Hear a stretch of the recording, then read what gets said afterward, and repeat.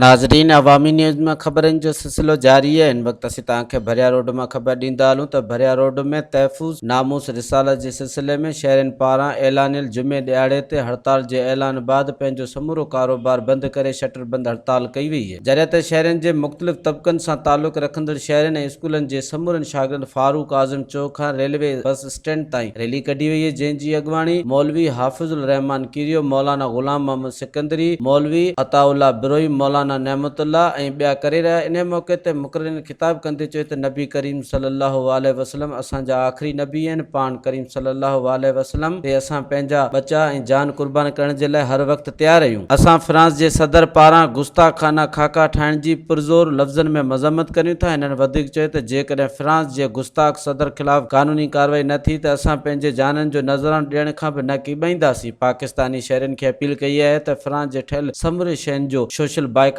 कयो वञे, जॾहिं त धरणो 3 कलाक ताईं जारी रहियो आहे।